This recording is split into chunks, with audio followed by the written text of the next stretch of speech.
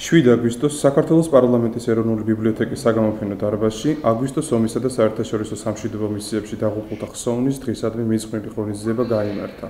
ღონისძიებაზე მოწვეულ პირობით მსჯავრდებულებს საჯარო აღსრულების, პრომოციისა და იურიდიული დახმარების საკითხთა მინისტრი სოზარ სუბარი, ეროვნული ბიბლიოთეკის გენერალური დირექტორი გიორგი კეკელიძე და ავღანეთში სამშვიდობო ოპერაციის დროს დაღუპული სამხედრო მოსამსახურეების შესახებ შექმნილი წიგნის ავტორები შეხვდნენ. განმავლობაში ალკოჰოლ არც ერთი თაობა, რომელსაც მინიმუმ ერთი და ხშირ შემთხვევაში ძალიან ბევრი ომი არ და თვითონ თავის გმირები, რომელთა ზურგზეც, რომელთა სისხლზეც მოვლენით და ისინი ვაკობდებიან ჩვენზე დაკავებით, ეს ქვეყანა არის არსებობდა. სამწუხაროდ ჩვენს დიდადად ჩემს თაობას უკვე მეორე ისტორიაში და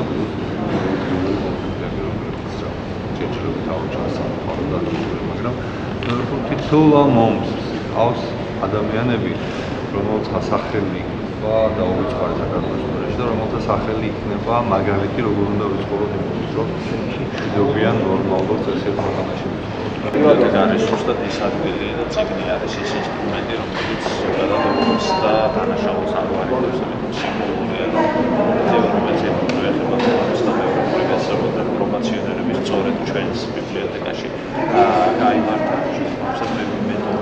წიგნები იქნება გაცილებით ნაკლები, ან იქნება გაცილებით.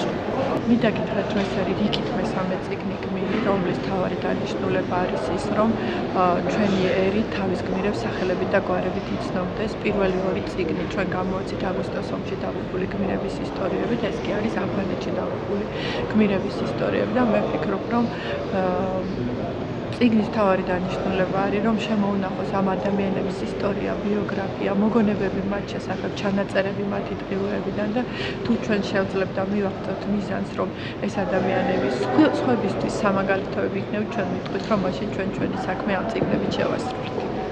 პროფესიონალებს საჩუქრად გმირების შესახებ შექმნილი წიგნი გადაეცათ. ასევე ჩაუტარდათ ექსკურსია ეროვნულ ბიბლიოთეკაში.